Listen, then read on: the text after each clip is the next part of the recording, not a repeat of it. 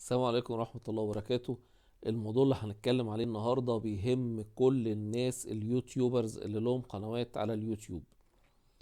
النهاردة أي واحد بيعمل قناة على اليوتيوب بيبقى الهدف الأساسي منها الربحية بجانب عرض الموهبة اللي موجودة عنده علشان يقدر ان هو يفيد الناس وان هو كمان يستفيد.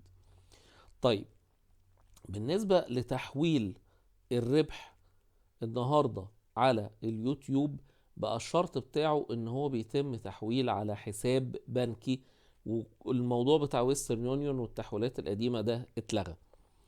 طيب، في بقى معلومة هنقولها مهمة جدا بتوفر لكل اليوتيوبرز، هتوفر لك فلوس في عملية التحويل.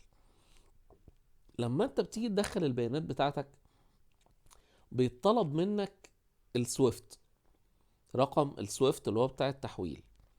تمام. في رقم سويفت بيبقى للبنك ككل، وفي رقم سويفت بيبقى للفرع اللي انت عامل فيه الحساب. الفرق بينهم ايه؟ السويفت بتاع البنك ككل بيبقى بينتهي بحروف، مفيش فيه ارقام.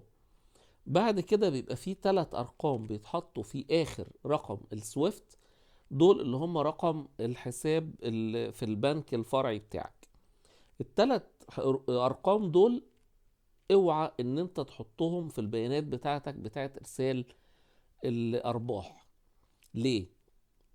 انت هتحط اللي هو السويفت بتاع البنك الرئيسي فقط. بيتخصم منك حوالي 2 دولار في عملية التحويل. لو ان انت حطيت ال3 ارقام الفرعية اللي في اخر السويفت بيتخصم منك مبلغ يوصل ل25 دولار. شوف بقى الفرق، من 2 دولار الى 25 دولار، او من 20 ل 25 في بعض البنوك. المعلومة دي مهمة جدا في البيانات. طب لو انت دلوقتي حاطط اللي هو ال3 ارقام، هتدخل تعمل انشاء حساب جديد، انشاء حساب جديد، وهتنشئ الحساب الجديد بنفس البيانات بتاعتك، بس مش هتحط ال3 ارقام، وهتعمل ان دي الطريقة الرئيسية للدفع.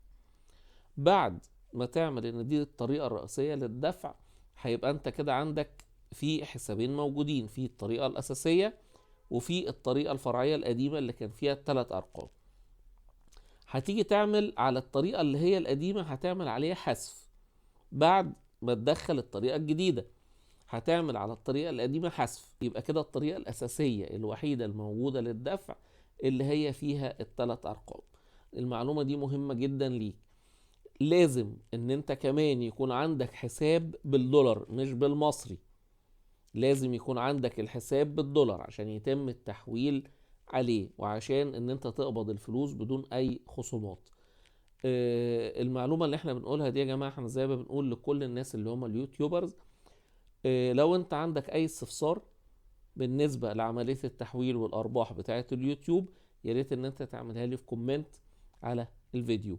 ولو ان انت ما كنتش مشترك معانا، لازم ان انت تشترك عشان تتابع معانا كل الاخبار الجديدة اللي احنا بنقولها في كافة المجالات. ان شاء الله يا جماعة اشوفكم في فيديو جديد.